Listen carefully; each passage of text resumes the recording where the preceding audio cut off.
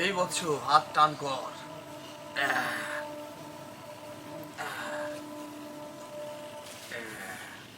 ধর এটা।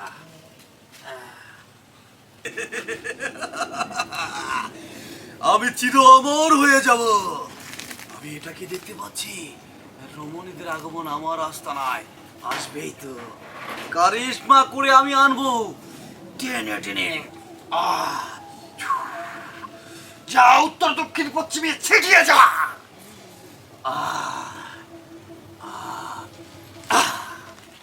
আয় আস্তানায়।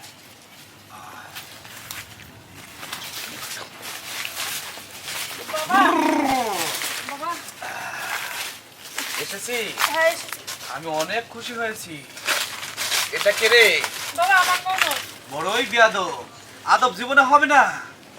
শোন, মানুষ স্কুলে পড়ে সুশিক্ষায় শিক্ষিত হয়, আর এটা হচ্ছে বেয়াদব।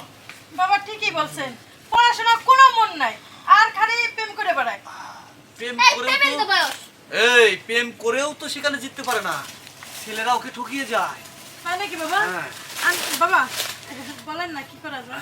দুদিন প্রেম করে 3 দিনের মাথায় জঙ্গলে নিয়ে কাম সারে, তারপরে আর প্রেম টিকে না। বাবা পড়াশোনাও মন বসে না, পেটের ভিতর শুধু মুসার পরে। বুঝিস নি আমার কথা? হ্যাঁ বাবা বুঝতে পারছি। শোন, এটা থেকে মুক্তি পেতে হলে আমার কাছে দর্শন দিতে হবে। বাবা আপনার অনেক নাম ডাক শুনছি বুঝছেন, এর জন্য আসলাম। নাহলে তো অনেক জায়গায় খুঁজছি কিন্তু পাই নাই। শোন, তোর আর একটা ছোট্ট বোন ছিল না, নাম কামিনী? হ্যাঁ বাবা। ওটার বিয়ে হতো না। ওটার কাছে আমি স্বপ্নে গিয়েছিলাম, দর্শন দেওয়ার পরেই বিয়ে হয়ে গেছে। তাই নাকি বাবা? দেখেন তো আমার ননদের কি হয়েছে, পড়াশোনাটা তো কোনো মনেই নাই, পড়তেই চায় না।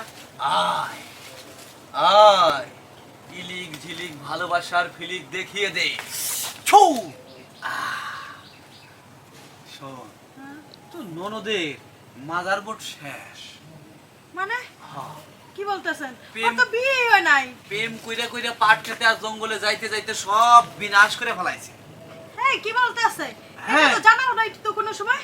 আর জানাবে কি করে, কারণ ওর ভিতর শুধু উড়ু উড়ু থাকে সারাক্ষণ। তার থেকে ভালো ওকে নিয়ে বিয়ে দিয়ে দে, ঠিক আছে? বাবা বিয়ে তো দিতেই হবে, কি লেগা?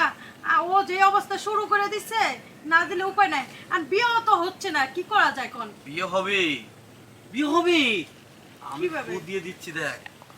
এই বৎস হাত টান কর।